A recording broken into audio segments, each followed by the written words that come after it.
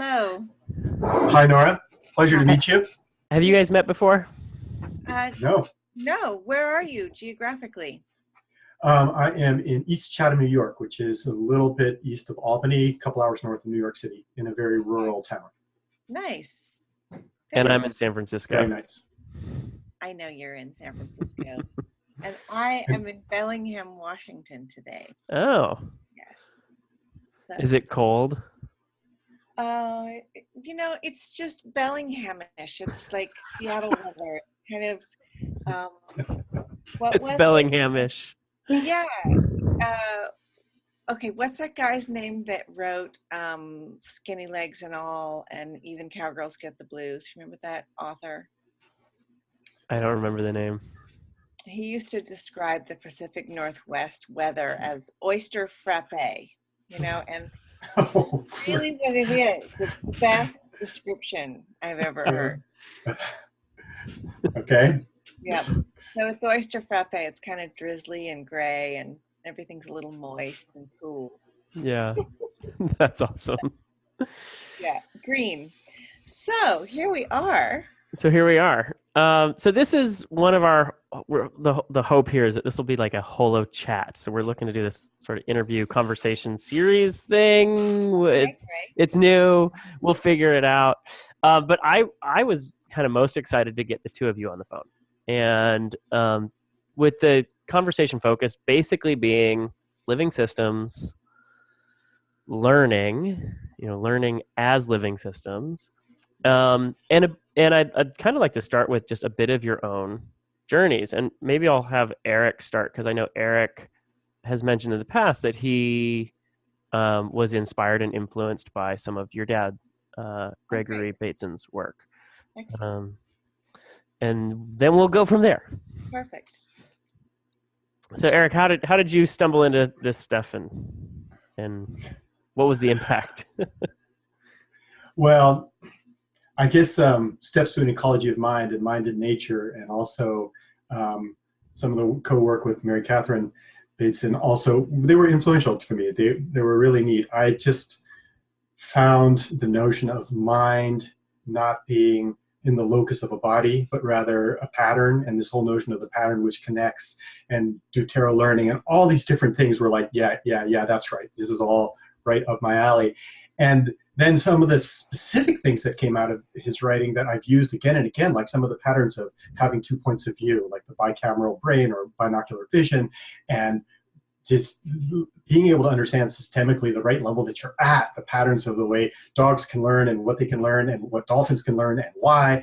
All these things were like, and they've just been part of the matrix of what I'm holding as I've been trying to work on systems design for the project that we're in, which is very, very large scale and looking for some pretty neat and interesting outcomes.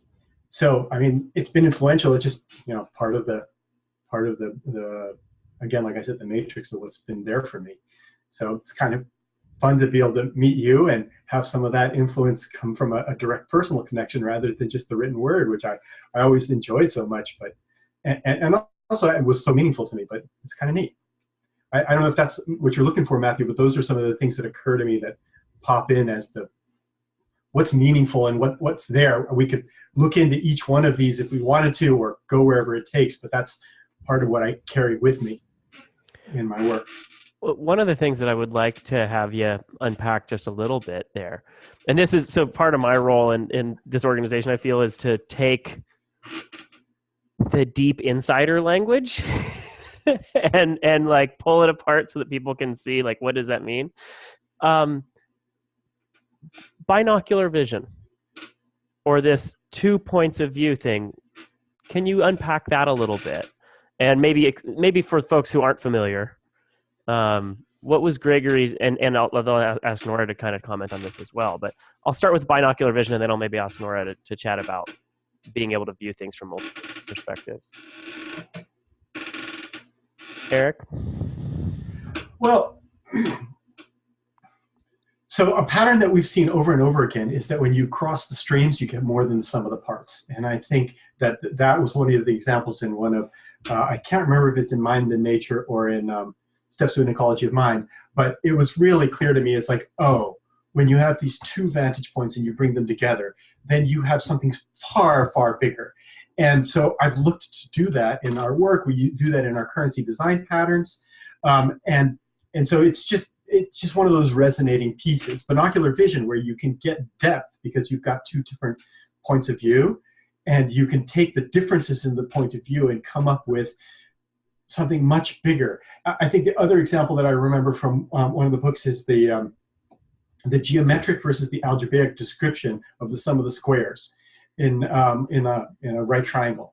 And like when you can do the algebra of a squared plus b squared equals c squared, or you can actually draw a triangle and then you can actually look at it and you can see it. And it's like, oh, now I understand, right? So it also has something to do with learning and conscious awareness of patterns, right? So when you cross those two streams, you get something bigger. Yeah, I don't know if that helps in the unpacking, but that's important to me.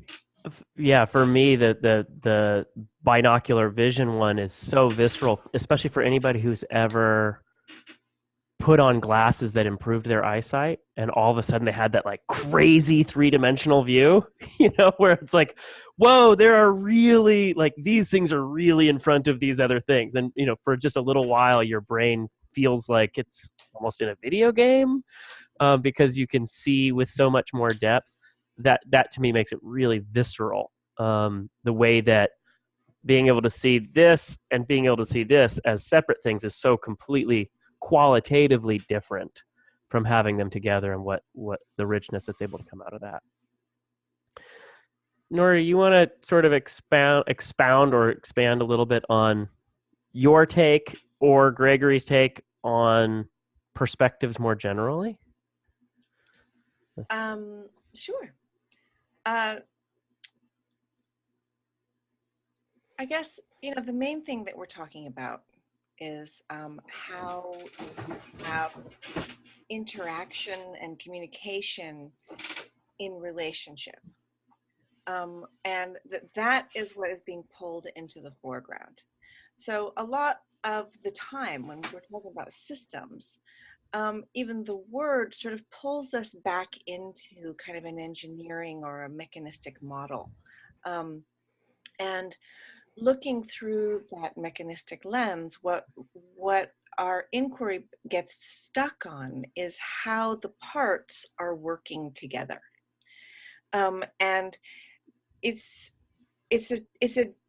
definitely a big shift from that to go even beyond the idea of interconnectedness, which is something that people like to talk about, and move that into interdependency or interrelationship, and to begin to look not at a sort of connected collection or network of nodes, but at this relational field in which it's the interaction that's creating the vitality. And so if you really want to look at that, if that's what your focus is on, which is, I think, much more productive than looking at it through the mechanistic or mechanical lens, especially when you're looking at life. If you're looking at a pickup truck or fixing your laptop or things that are based in mechanism, then the mechanistic lens and looking at how the parts work together is actually fruitful. But if you're looking at a forest or a family or a culture, then it isn't really those nodes that is of interest. It's the relationship between them. And in order to better understand or get some insight into what is happening there, it's imperative that you be able to generate perception from at least two positions, if not many, many more. And I think the beauty of at least looking from two positions is it gets you out of the one, which seems to be the worst of it. Once you're out of the one, you have a fighting chance at widening that perception. So for me, that's what it really, kind of comes down to, is that it takes a breadth of perceptions and points of view, of epistemologies, of, not just the angle of that vision, but the epistemology, or the Umwelt, if you will, behind it. So it gets deeper and deeper into the liminal realm of what's between the players. I like that word so much better than parts, don't you? So that's, I think, what I would add to that. Just that, when we're really asking about what's happening in a system, we're asking about what's happening in the interaction. And it's an old habit to look at things like the way the parts are moving, the roles of the various participants, the breakdown of what's happening in the nouns, if you will. But it's not in the nouns, actually. It's in the relationship between them, which is always process. And the quality of that process, the particulars and the characteristics of that process, in my view and in my work, which, Eric, I don't think that you have had maybe exposure to yet. I should have sent it to you.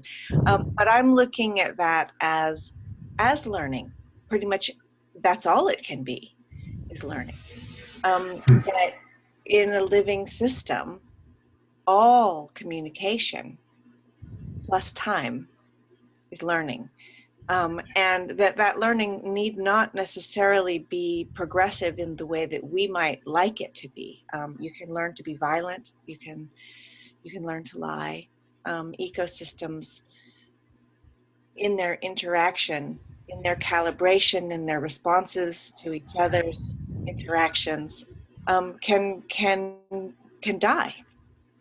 So learning is, by that sort of way of looking, it's a study of how these interactions are taking place, how the responsiveness, the calibration, and the various biases and relational characteristics are moving through time. I want to put a flag in something for future conversation, because I don't really want to pull it into this one. And it's that I have an ambition to try to understand these sorts of dynamic interplays in the context of a version of the universe where time doesn't flow. There's something called block time. That's a theory of, hey, what if there isn't past moving to future? Like, I have a really intuitive grasp, I feel, of how evolution and how learning and living systems operate when time flows. And without going like crazy into the details, if time doesn't flow, if some physicists, conjecture that, oh, maybe this isn't, then what does that actually mean? And what might that mean in terms of like many different, almost simultaneous versions of reality. Simultaneous. Yeah. I think that what I would say right off the hop there is time is a complex system itself. And it doesn't get the credit it should around that. But I don't like the idea of stopping it or it not existing. That feels like a not very useful exercise. But to add more layers and allow it to be complex, that's useful. Yeah. I don't know that I really want to wander down that path, because that ends up that feels like the edges of where I'm trying to explore. Not all of which are very clear to me. And there's a bunch of other things that are more, I don't know, applicable for people who are going to watch this. at present. So I just wanted to say a few things about what you just shared, Nora. First of all, how much of a pleasure it is to hear that kind of framing in that kind of place, and how well it resonates.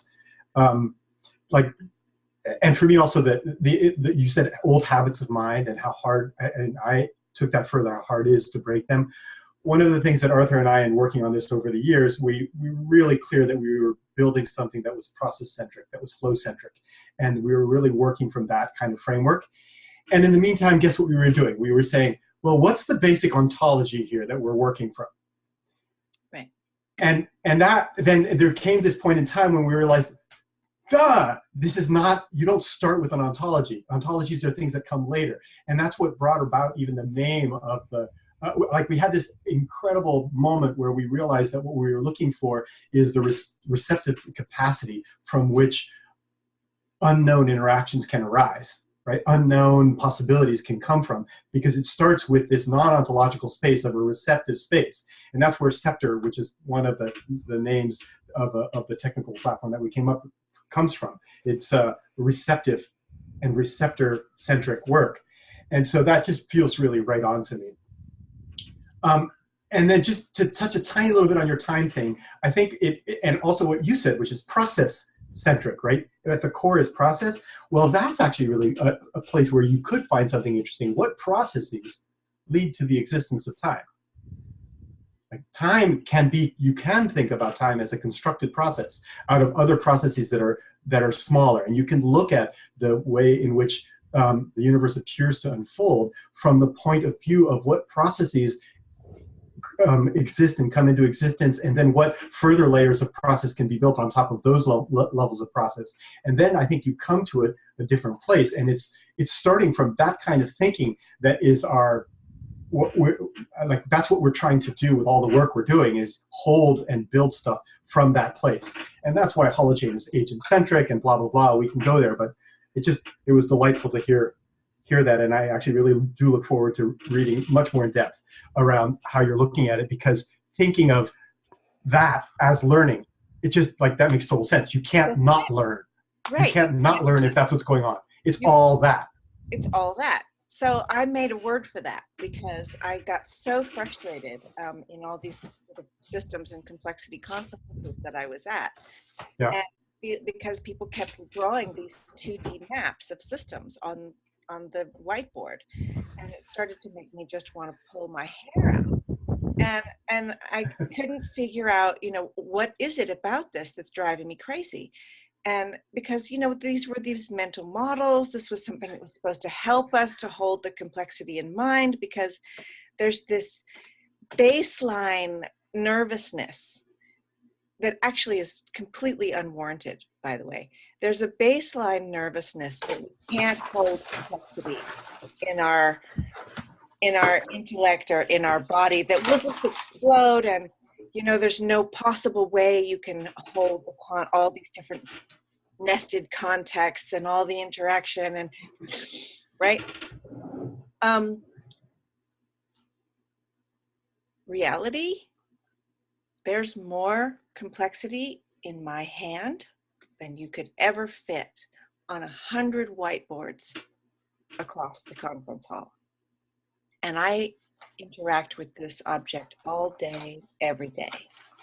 Yeah. So it's this coming back to, wait a minute, you remember that moment when you learned how to ride a bike, and you're the person that taught you was behind you somewhere, and they said, you were like, I can't do it, and they said, you are doing it. It's that moment where it's, you can't think in complexity, but you are doing it. It's there. You just have to step into the observation of it, the reception and the perception of it. And so anyway, so I made this word because I got so irritated and I was about to jump out of my skin. And so I said, no, what's happening here is that it's learning. You can't draw these 2D versions of systems because they don't stay the same. They're learning. And if you draw the 2D system, you're going to get the impression that it stays that way. And what you've drawn is the parts and not the relationships. And so what we really need to think about is how this learning is taking place, this contextual, mutual learning. Because this is where those different perspectives are coming into play in a serious way, is that if you look at a family or a forest or any living system, all the players are learning all the time through their various filters and layers of epistemological input. Maybe that's in their shape or whatever. And so that word I put together with the prefix of sim from Greek, meaning symathesy. And if you know your Greek, which I don't, mathesy is the word for learning. So symathesy is the word for learning together. And it's a concept that I have been developing that is the basic definition as a noun is that it's a context of mutual learning, an entity that's formed through a context of mutual learning. And that would basically be all living systems. And then as a verb, it's learning that comes into a living system that is created by mutual learning. So you could ask yourself, how is the United States culture symathesizing the news that there's 7 new words we can't use according to Trump? So you can put those 7 words into a culture and say, and this is a great example actually, with a direct instruction, okay, like you would a machine. You are no longer allowed to use these words, but it's a living system. And so that's not what happens. What happens is it gets symathesized. It goes into the context of mutual learning. And before you know it, there's all sorts of interesting responses coming from it from a million different and so what is meaning? What is happening there? How do we begin to look at that? And as you were talking, Eric, I was thinking that it might be really good for us to give Matt an insight into how much the idea of difference that makes a difference is playing into what both of us are talking about, because it's kind of an unspoken underwell of insight. And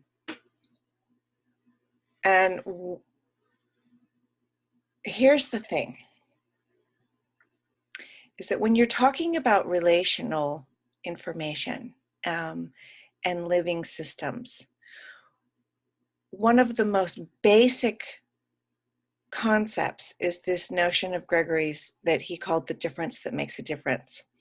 And for a lot of us, this has been sort of like the tic tac that explodes into the nuclear bomb in your brain, and you start to get it at another level. And the get it has to do with the idea that when you're studying the world in terms of relationships, what you're looking for is the way in which comparisons are made, the way in which contrasts are perceived, that information itself, which is what we're talking about when we're talking about communication, when we're talking about interaction, that information itself is the perception of difference. Okay, this is why what Eric was saying about looking at time as process is a really interesting idea, because you'd be looking at contextual situations that would provide various contrasting, comparing aspects through the perception of whichever player you wanted to measure time through. And that would give us an idea of what time is in that frame. The most basic examples of this, coming back to binocular vision, are that there is a difference in what is being seen. So what's interesting is not what is seen, it's the difference. And that's the confusion that we often make.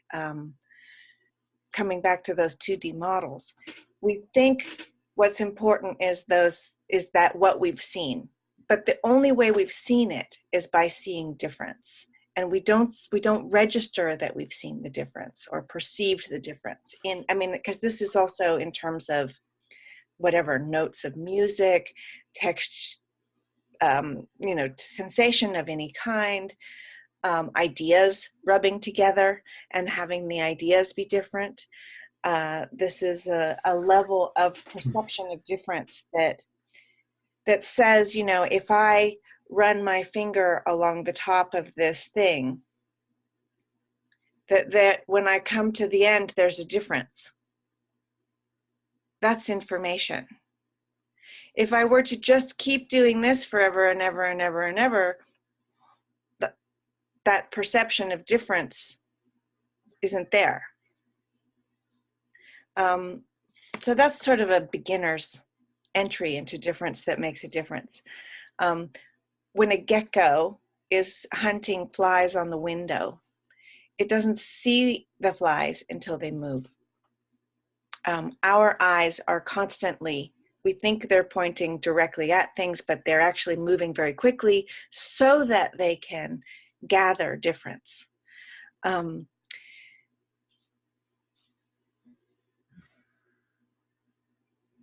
Basically, that's the heart of it. Wouldn't you say, Eric? You want to add anything to that?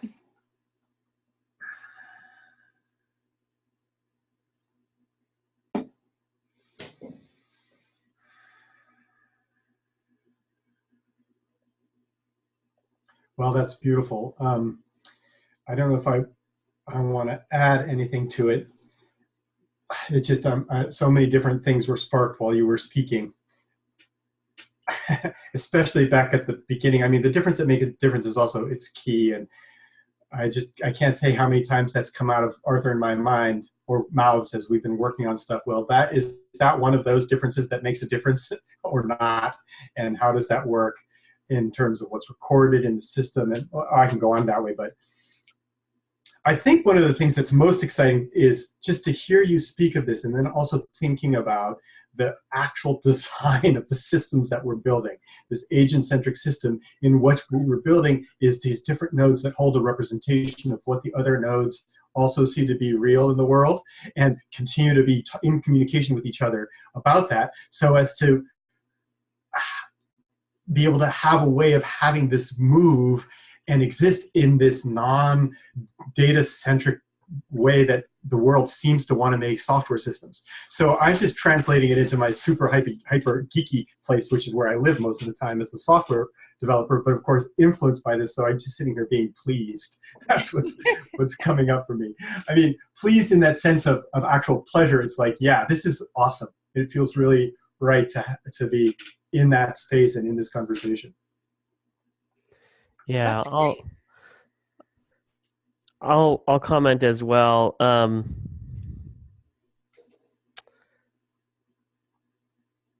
It's just, again, there's like so many different things.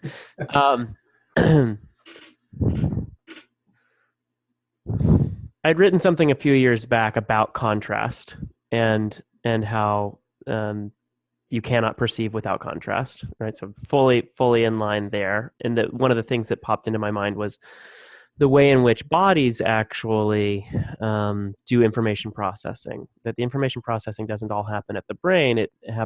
Much of it happens at the edges. So the eyeball, like you were saying, like it's looking for these little differences. And there's actually wetware.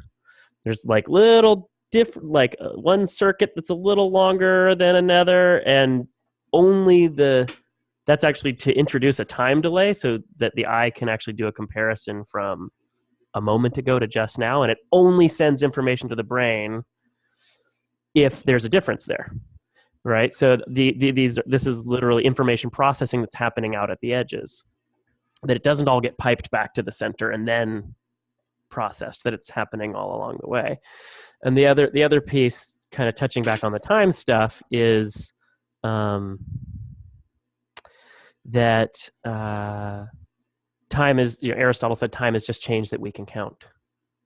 right? So you only know, this was part of Einstein's real insight with relativity, was um, that a particular participant right, or player would not experience change if it was moving at a really fast pace. Its experience of changes that it could perceive, that it had, something had shifted, would occur much more slowly relative to something else that's static, that it kind of went away from and came back to, for instance.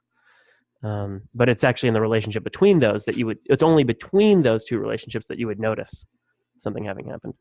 The other piece for me that is sort of the binocular vision concept, and that is how I think about what we're trying to do with HoloChain, and it's still hard for me to grasp, even though I'm so familiar with it, is how holograms work. And the way in which having, with a hologram, if you cut it in half, you've got this one, so you can still see the whole image, but just from this one side's perspective. If you cut it again and again and again, you can still see the whole image, but just from this corner's perspective. The way in which, when you combine those various perspectives together, you don't see a bunch of the little perspectives. You see all the other pieces kind of cancel out. Like, the presence of all of that information creates a unified vision, but from this sort of joint perspective, from the place in which all these different things are crossing. And I see the HoloChain stuff in that same way, that there's these many different perspectives, and it's at the point that they're crossing that you end up, that is what the community ends up seeing and perceiving. And it's not a single perception, it's many, but there's a dynamic interplay there. I don't know, I feel like I'm starting to ramble a little bit. Nora, when you reached out, when Anne was like, we should call Matt or whatever, and we started gabbing a little bit about what we're doing. I don't know how much you've seen what we're working on. Only a little bit. Yeah. Okay. Can you say, what's your sense of what it is that we're trying to create with HoloChain, I'll say? I like that idea. Okay. And that works really well with difference that makes a difference. Hypothesis is excellent.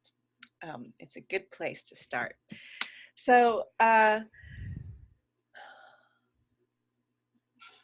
okay, I'm just going to cut away a lot of extra fluff here and say,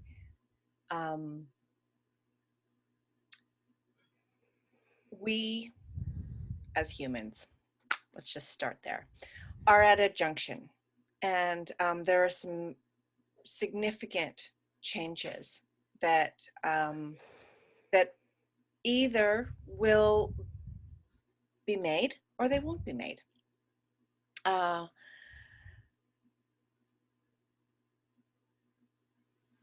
These old habits of our thinking, in terms of direct correctives, in terms of mechanistic, we're a lot of the change makers, a lot of the people who are out there being wonderful, heartfelt, intelligent activists, working for good and for change, I feel are premising their work from a position that is maybe not even consciously based in a way of interacting with living systems that's actually got a big error in it.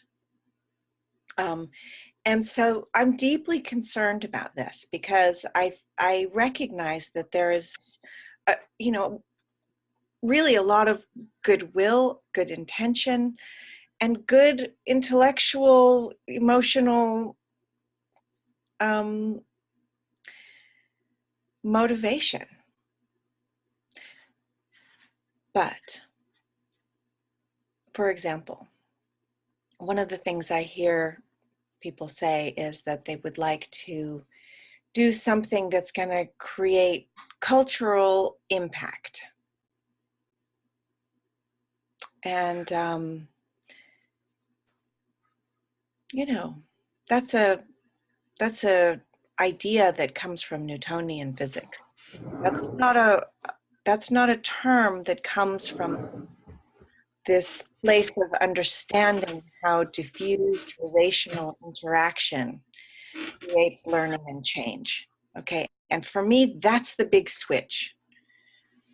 All right, I would hope, what I hope you are doing, and what I know that I'm trying to do, is to move that perception from we're going to go in and fix the bits so that we can get the whole working better. All right, this is what people talk about, right? It's dysfunctional. We have to make it work better. We've got to fix the parts so that it works better. And here's the great trick, is that that's not how it is. Exactly. And the alternative is to look at how these diffused and certainly decentralized, but more than decentralized, how these relational properties are taking place, and how we can catch the rhythm of them, begin to have some insight and inquiry into another way of asking, how do we respond to this? How can we bring new learning into a system? Now, the consequence of learning is change, but what the goal is cannot be change. The goal can only be learning. So I am hoping that that is something that your process will be more inclined toward. And I, like the rest of us, we're sort of getting steeped deeper and deeper into ideas around blockchain. And I'm concerned about this because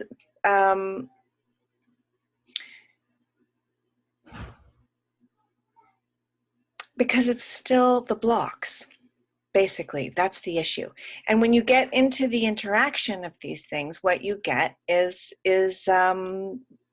something you cannot control in that sense. So one of the questions I keep asking all my blockchain friends is, well, how do you tell the difference between collective intelligence and complicit corruption, when the culture itself is premised upon havingness and a kind of greed? How are you going to get that out of the blockchain, especially if there's no longer any centralized bad guy to point to and topple? How do you do revolution in a diffused, decentralized blockchain? Right now, we can topple the banks, we can topple the government. But what we're really looking at is, what is culture and how does culture learn? And that includes us as individual agents, but it's a kind of a paradox, okay? And so we're entering into this Alice in Wonderland realm where even agency is something that is, I mean, who am I, right?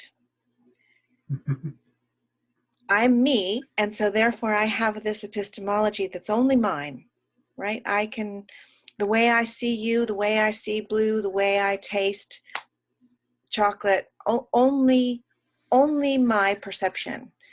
I'm the only one who can do it like that. The only one who perceives things the way I do is me. It's my language, it's my experience, it's my genes, it's my education, my economic status, whatever, all those things put together.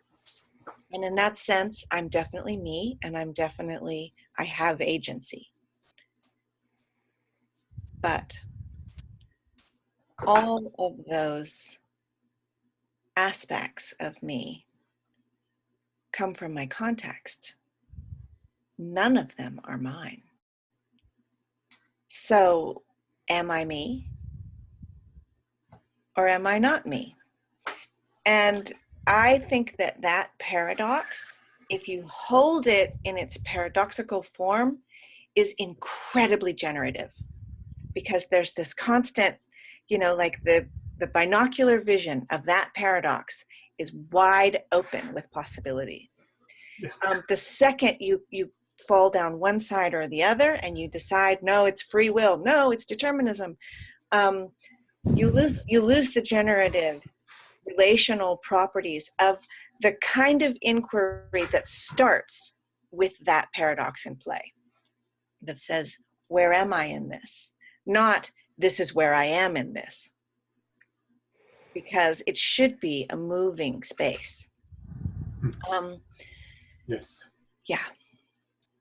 So I hope that that's what you're playing with. And if you're playing with that, then I want to play with you. Well, I'd like to say a few things about that, if I may.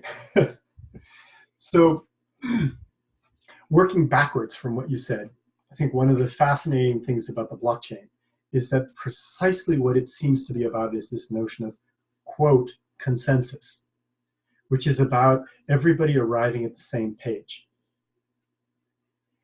And there's a kind of amazingness that got figured out technologically to be able to do that in this distributed fashion. But what it does is it removes the multiplicity of perspective. It's explicitly what they're trying to do, which is remove the fact that we perceive things happening a different way and coming to agreement on one of those ways and throw away the rest, because the whole point is, where are the coins? Right? That's the fundamental underlying problem that was being solved. And so it's exactly like that thing you're saying about the fixing the parts, solving the problem of how do we do that. What the thing that I feel like I'm trying to do, and HoloChain is one part of the puzzle of doing that, is to create an expressive capacity, which I would actually prefer to call the grammatic capacity, because I think that's a better starting point, because expression and reception are both the result of having grammatics. To create a grammatic capacity in which we can represent, and I use that word only very loosely, social organisms. Because it's that we need to learn, I think. We need to learn the possibility of whole Cambrian explosion of organizational types and actual organisms that and have an underlying expressive or grammatic capacity that can hold the kind of complexity that DNA can hold for biological organisms. And so for me, that's the end game. That's the goal, is to create this kind of space in which it's possible to express social organisms into being. And HoloChain is the part of that allows us to have an unenclosable carrier, that allows us to be able to speak in a space and to share as agents in a space where the speaking is not snatchable, the way almost all speaking has been since we learned writing and money, which are basically two forms of speaking that are enclosable and therefore systemically have all kinds of Pareto properties around enclosure and therefore hierarchy and dominance patterns that come out as a result of that. And so to get to a place where this underlying thing that I think is necessary, and thing is really the wrong word, it's really pattern, of a grammatic capacity that allows us to invent social organizing, that's what's necessary to do. And we need to have an unenclosable carrier on which to do that, an information structure that carries at the level of the whole planet, that we can hold the grammar of social organisms that doesn't exist yet. So I jumped right to my end game here and right to the prize, because it feels to me like it's exactly the kind of thing you're talking about. Yeah. It's not about any particular solution or any part, but rather a framework, a holding, a grammar in which there is that which is specified and that which is unspecified, just the same way that subject, predicate, object is specified and unspecified at the same time, so that we can have this shared field among us. And then what do? We talk, and we learn. And we change because of the words that go between us. And it's you could look at the whole environment as doing that. DNA, each one of us is an expression in that language that allows the ecosystem as a mind to learn what to do next. That doesn't exist at the level of social organization, and it needs to exist.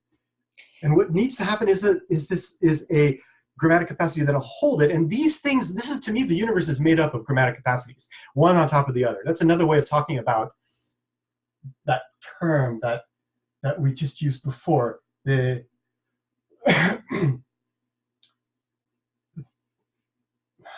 yeah, a pattern which connects, which holds a particular possibility of interaction. And that's it. I mean, the thing, Eric, is that so often we think that communication is what is said or what even is not said. But what it is actually is what is it possible to say? And that's another whole realm that is a realm that isn't static ever. So that is changing all the time. And in order to get at this level of social interaction, okay, back to the word impact. So, impact is what happens when you kick a rock. And you can measure how far the rock was kicked and what momentum and velocity, blah, blah, blah. But if you kick a friend, there's another whole thing that takes place there. That's a communication. Right. And it's a communication that runs, talk about time, it runs across generations, it redefines past communication, it sets up premises for future communication, it runs across different networks of social interaction. If you just think of those two examples, it's a huge entry into why it makes a difference. That makes a difference. To be thinking in terms of this interactional process instead of in terms of dealing directly with the parts. Right. Right, because it also depends on the context, right? Because the context may have been play, in which case the kick would have been completely different if the context was not play. Right.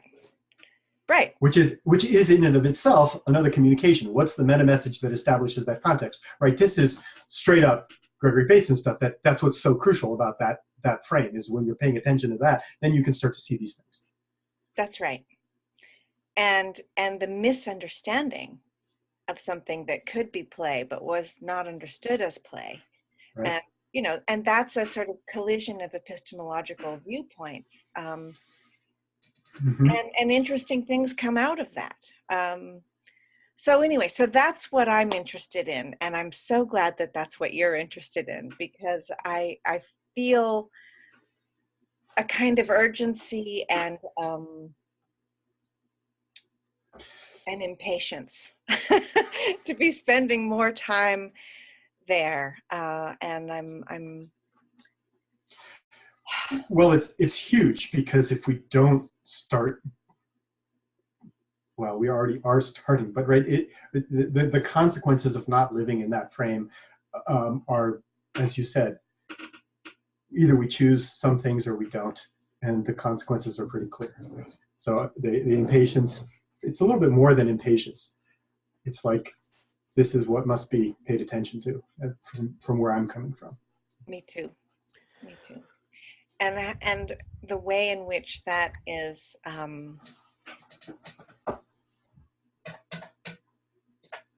it's not a political party, it's not a division of technology, it's not an economic problem, it's not about, it's not about the ecology. We don't have an ecological problem, we have a cultural problem. And how it is that we perceive the world around us. What sense are we making of it? So it's interesting. I was telling Matt that I was working with these people who have this clinic in Italy where they treat paralysis. And Eric, you would love this work. It is so beautiful. And the reason that I'm bringing this up is that with the Bateson Institute, we got started with a kind of research question that we thought was very relevant, where we asked, how do systems get unstuck? And that seemed to be a good place to start. except that when you start to think about stuck systems, they don't stay stuck. When you start to really think about how it is that they've gotten stuck, it becomes this ever-changing relational process that's holding them in a stuckness. And then that's not really stuck, that's something else. It's live. It's live, right. And so we went to this beautiful clinic in Italy called the Studio Rehabilitazione Neuro. Anyway, I can't really remember. It's Italian. And we were looking at the way they were working with paralysis, because that seemed to be a good example. If I was going to look at a stuck system, that seemed like a pretty good example of one. And how they're using difference and pattern and deutero learning and all these processes that are right out of Bateson and other people's work, to develop ways in which the person, okay, so that includes their body, their language, their ideas, their cultures, their relationship with the practitioner, their relationship with the world around them, how the person can begin to make sense of their world in a new way, and the way, and that actually opens up the paralysis. So in Western medicine and our approach, we, you very often you see the frozen arm in a paralyzed patient, and they we develop exercises, and very often it goes right directly to the problem spot to correct the problem. But the way that this process works, I'll just give you a quick example. I think I gave this to you, Matt, but it's a good illustrator of how this is working. So a little wooden block with a cut spiral in it. Imagine that, okay? And so the practitioner would say to the patient, describe in words what it would feel like to run your hand around this spiral, to run your finger around the spiral. Not to touch it, but to describe what you think it would feel like. Okay, so there's that hypothesis piece. And in that moment, the patient is engaging speech, memory, visual, tactile, relational, communicational, contextual, description. Okay, because so much of this is actually about description. And then the practitioner will take the patient's good hand and very slowly move it around the spiral so that the patient can feel it, and then asks the question, what was the difference between what you thought you were going to feel and what you felt? And then again, there's this incredible set of linkings and connectings and reorganizing of sense-making processes taking place within the patient and within the relationship to the practitioner. And so that's just one of hundreds of little therapies they're using, but I think you can probably see in a real world application process, they did not short circuit the complexity in that. They did not in any way, according to my perception, they did not violate the work at all. What is being offered there is a context in which this patient's entire cognitive system can learn to be in the world in ways that are not even conscious to the patient. The connections that are taking place are not in the conscious realm. Some of them are a little bit, but a lot of them are underwater. And we can't control those, and we shouldn't control them. So I'm telling you this because I asked them what their definition of pathology is. Mm-hmm. And this is really the point of this story, is that pathology, according to this grouping of people in Italy, is the organism's inability to make sense of its world. I think that's interesting. I think that's a really interesting place to start in terms of how can HoloChain allow us to make connections that will lead to the consequence of making sense of our world in another way, because that sense making is a consequence. It's not a goal. It's a consequence of a lot of different things coming together from, like I said, memory, language, culture, religion, experience, genetics, diet, microbiome, time, generation.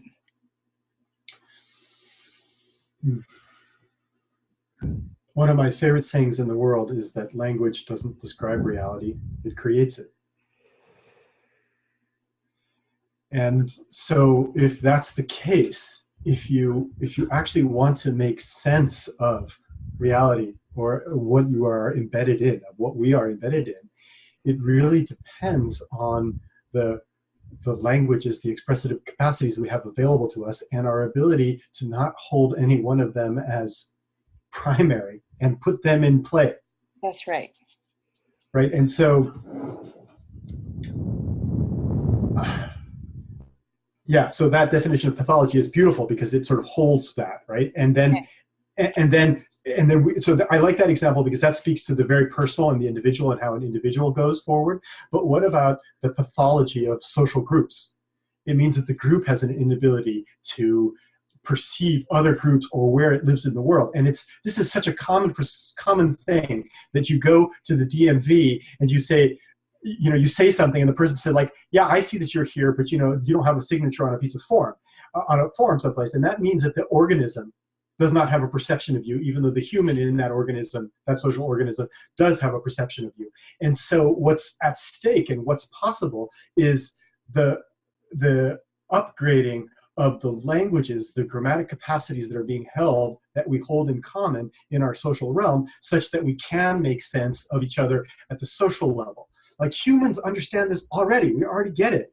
But the bodies we've created, the social organisms we've created, don't, because we don't actually have the richness of expressivity in which to hold that in a way that feels alive, that feels living. It keeps to that mechanistic view that you're speaking to. And so that's like the core thing, in my view, to work on, to put my energies into. Core structure that we are within socially is restating the separations, the stratifications, and the fragmentations that are getting deeper grooved into our epistemological frame. So if you look at the pattern that connects right now, the pattern that connects right now is a grid. In our social world, we have the same grid in education that we have in economics, that we have in medicine, that we have in our various governmental structures. And so there's this logic to how we interact with that grid. But that grid is a grid that objectifies, decontextualizes, completely derelationalizes. That's not a word, but I'm going to make it one. And that return to that pattern everywhere we go is very powerful. It's a transcontextual message that is something we learn. Okay, we have somaticized it. We have somaticized that process of how we interact with that grid. And so we return to it when we need to solve a problem, when we need to understand something, when we're trying to make sense of our world. We go to the grid because it's something that has been it's been placed on top of the natural world. the patterns that connect in the natural world look nothing like that grid, behave nothing like that grid, are in absolute different rhythms and patterns than that grid. And our syncing to the grid is an out of sync to the other patterns. So that's really fascinating, because one of the places we come from, or one of the places I hold in that or see, is that there's two levels. Like, you can be conscious and aware of that, but you don't have tools that embody that. And so one of the ways we look at our work is to create a tool a tool set that embodies a different consciousness. So you can see these patterns, and people go to their retreat. I've gone to my retreats where I sit and I become deeply connected, and I see and I become really conscious of the other patterns. But I go home, and every single one of the embodied rule sets and tools that I have to live by erase that consciousness. And so it seems like a crucial step to us to really create the embodied tools that embody these other patterns, so that the consciousness that we can raise ourselves into can remain, and we can operate by it. I mean, clearly the main pattern that returns us to that grid, as far as I'm concerned, is the monetary pattern.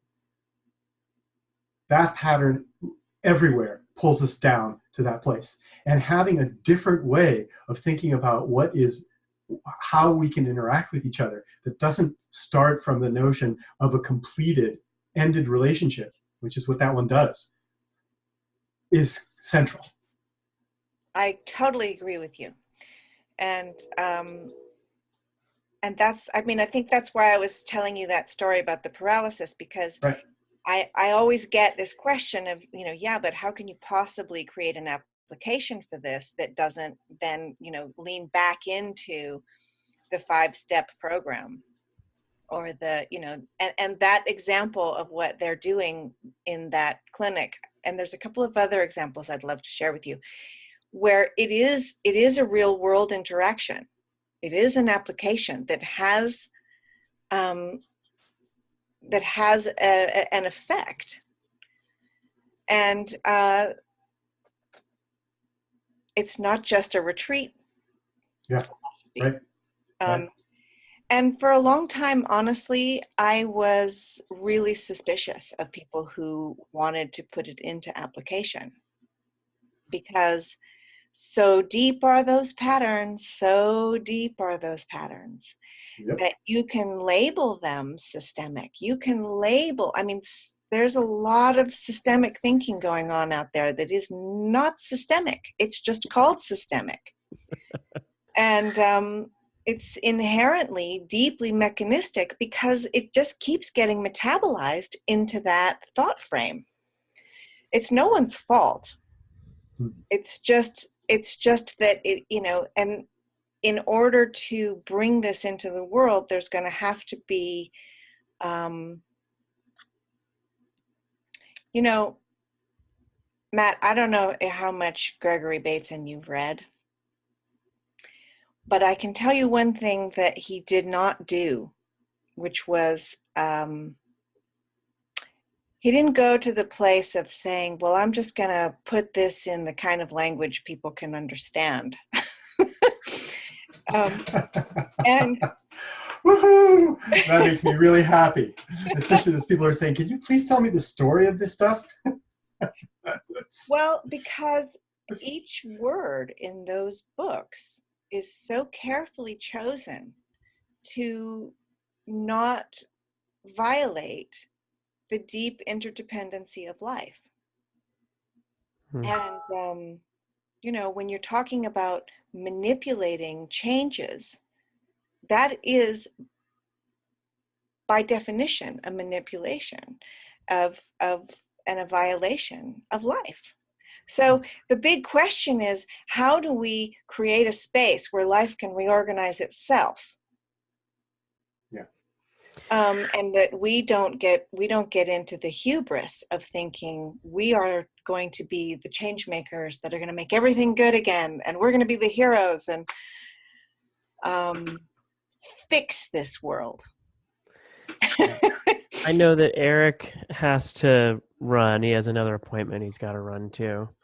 And there are a couple of other things that I want to say and share, but I don't want to. I want to give you a pass to run, Eric, if you need to walk out the door. Unfortunately, I do. One of the patterns that connects for me is taking care of my family. I'm going to take my mother to a doctor's appointment, so I need to run. But I just love that you said what you said about we're not fixing the world.